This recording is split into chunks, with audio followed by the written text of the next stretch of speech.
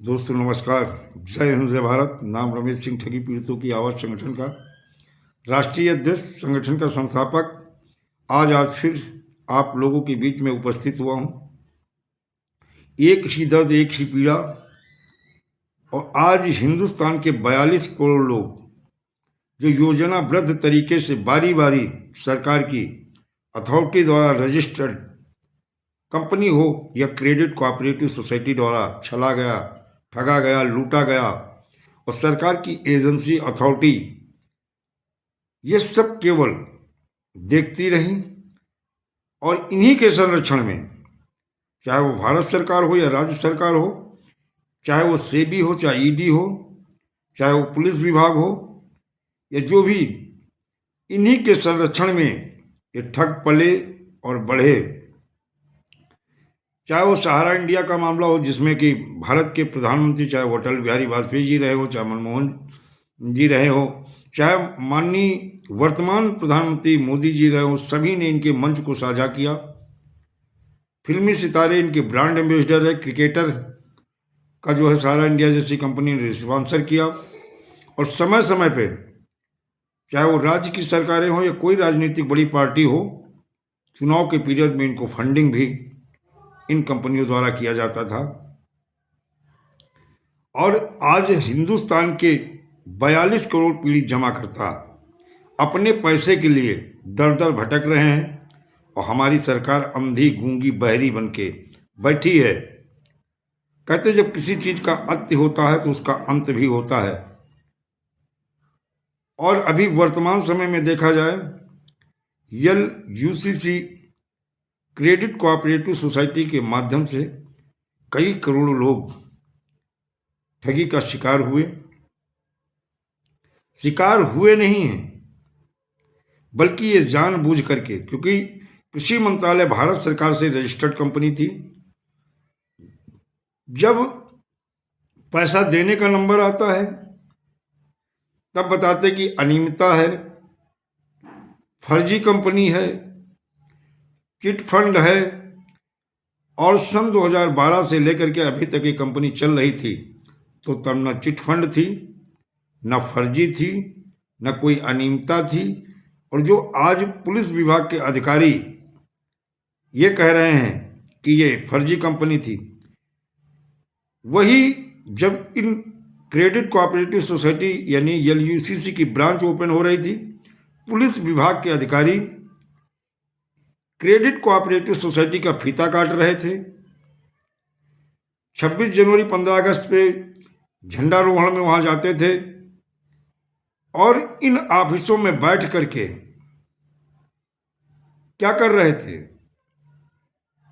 सरकार की अथॉरिटी क्या कर रही थी?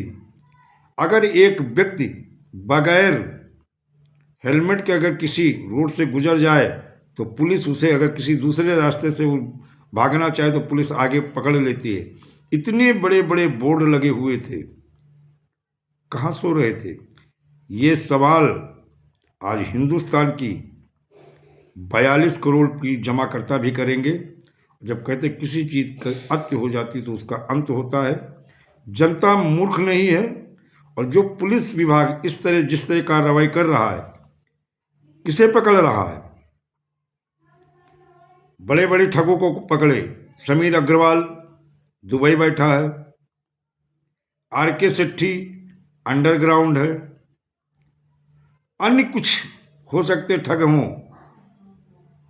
और लुक आउट नोटिस कब जारी करते हैं? या वो देश से भाग जाते हैं। अरे किसी की मजाल है, अगर पुलिस विभाग चाहे जाए, सरकार की एजेंसी चाहे जाए, अथॉरिटी चाहे जाए, तो कोई बच नहीं सकता है। आम नागरिक अपने पैसे के लिए दर दर भटक रहा है। मैं आज अपने वीडियो के माध्यम से, अपने संगठन के माध्यम से, और जो उत्पीड़न शोषण हो रहा है, ये आप राज्य सरकार को, केंद्र सरकार को मैं पत्र भी लिख रहा हूं कि जनवरी तक इन पीड़ित जमाकर्ता यानी यूसीसी क्रेडिट कोऑपरेटिव समेत अन्य चिटफंड कंपनियों क्रेडिट कोऑपरेटिव सोसाइटी का, चाहे धारा 373 कि धारा 357A में जो प्रावधान है, अतिशीघ्र क्षतिपूर्ति राहत को सरकार बनाए और पीड़ित जमाकर्ताओं का भुगतान करे। नहीं तो ये जान ले, हर चीज का अंत जब होती है तो उसका अंत होता है। हमारा संगठन जनवरी में भुगतान क्रांति के माध्यम से व्यवस्था परिवर्तन के साथ साथ सत्ता परिवर्तन भी करेगा। और एक चीज और बता दें कि अगर कहीं सरकार ने अब विलंब किया और किसी भी अभिकर्ता या निवेशक के साथ कोई दुर्घटना हुई तो इसकी जिम्मेदार भी सरकार होगी। और फिर ठगों के साथ साथ ठगों को बचाने वाले, चाहे वो सत्ता में ठग बैठे हो, चाहे वो शासन प्रशासन में बैठे हो, और चाहे वो कहीं बैठे हो, उनका तो सर्वनाश सुनिश्चित होगा। और जो सत्ता में बैठे ठग, उनका भी अंत होगा।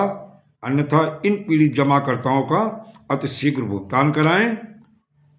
और अगर नहीं भुगतान कराते हैं तो जान लीजिएगा, जो आप लोगों ने शोषण किया, उत्पीड़न किया है, ये जनता जनार्दन है। और इसका जो फैसला आएगा तो जिस कुर्सी पे बैठे हो वो कुर्सी आपके हाथ से चली जाएगी और फिर इन्हीं जनता के बीच में आपको आना होगा। जैसे कुर्सी ही आपकी ताकत है, कुर्सी ही आपका पावर है, और कुर्सी नहीं रहेगी तो आप एक आम नागरिक की तरह होंगे।